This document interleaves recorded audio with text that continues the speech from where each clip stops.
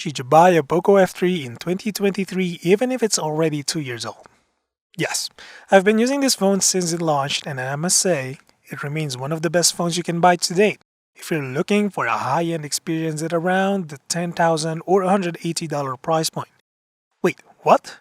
Back then, this phone cost twice as much, starting at $17,990 for the base model and $20,990 for the top model. But if you look at the second-hand market, it's basically a steal at its current price. I mean, just try to look at the newer phones that are priced similarly. Here's the POCO F3, and take a look at the recently launched Samsung Galaxy A14 5G that costs 13,000 pesos.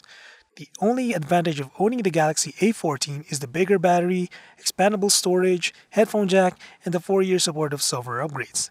That last one might be something worth considering since the F3 is 2 years old and phones usually end software support in their third year.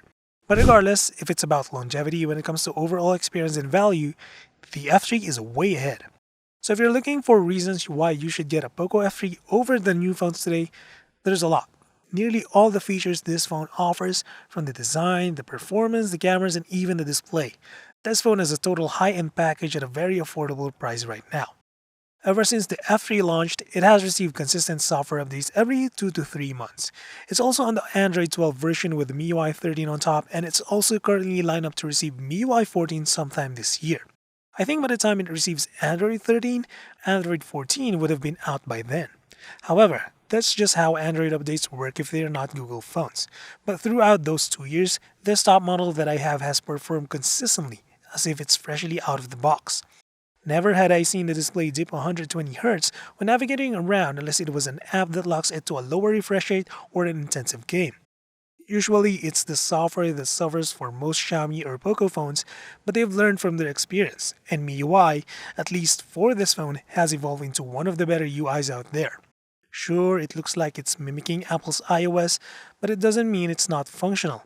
And some features are exclusively available to POCO devices, such as the game sidebar for running apps while in-game or changing your voice in-game, floating windows to multitask, and second space to create a separate user for securing private data. It's basically like having 2 user profiles on your MacBook or Windows computer. You can even blur the app whenever you open the recent window to further protect your privacy. Say you have Samsung's UI as the most feature-packed UI and Google with the least feature-packed UI, MIUI sits in between, finding the balance between the two. The only thing I wish for this UI to have is the Material U theme engine. The built-in theme engine so far is, I guess, okay, but it's still no different from regular theme apps such as Samsung's. Maybe in MIUI 14, but until then, fingers crossed. But aside from the smooth performance, the flat 6.67 inches AMOLED 1080p display is still one of the best in the mid-range segment. This panel is bright, crisp, and colorful and even supports HDR playback. I have also encountered losing HD playback on Netflix after numerous updates. A restart fixed it for me, but it still kept reverting back even without an update, so that's one annoying thing you need to deal with. And this issue isn't exclusive to the F3. It's also found on other POCO or Xiaomi devices.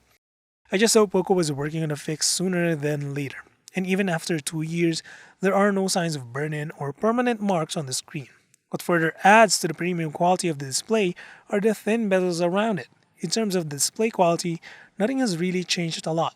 If anything, I see more and more mid-range phones with thicker chin bezels. What seems really outdated here, however, is the design, at least for this black color. I've seen and used the white and blue colors of the F3, and both had a frosted finish that's smooth to the touch. But this shiny black color is a fingerprint magnet of a mess, and although it makes the phone easier to grip without a case, I never liked the smudgy feeling of shiny devices. Obviously, it's not a big deal if you're a case person, but for the rounded, curvy build of this glass design, I have to say that it's not particularly bad or worse compared to squared frames. Going back to this from a boxy phone always gives me a fresh feeling. It's almost as if this phone has never aged because it feels so different from today's devices. But if you're not a fan of shiny finishes like this phone, just stay away from this color or just use a case. You still get stereo speakers here, and although the vibration of the back panel remains, it's also minimized by a case. The battery still charges fast at 33 watts, requiring only an hour to top up the 4500 mAh cell. The battery is probably the only downside here considering it's powering a bright and fast panel as well as a powerful chip. But averaging 5 to 6 hours of screen time is still not bad without gaming. And if you're thinking the cameras on the F3 are not on par with the 64 megapixel and 108 megapixel sensors out there, you better think and look again. Because the combination of this 48 megapixel Sony sensor, 8 megapixel ultra wide, and 5 megapixel macro is significantly better than others. Most of the newer phones have better looking hardware on paper, but when it comes to the real world, you'll often see these phones with high megapixel counts lacking in one area, which is software processing. HDR has been one of the most impressive features of these cameras. And on the technical side, the F3 is capable of recording up to 4K at 30 frames with good stabilization across all resolutions. On the new mid-range phones, you either lose one of those or both. Megapixel numbers on affordable phones are often than not marketing numbers to entice you to buy or upgrade to a new phone. That's why we have this kind of long-term review to give you a better understanding of how mobile tech ages.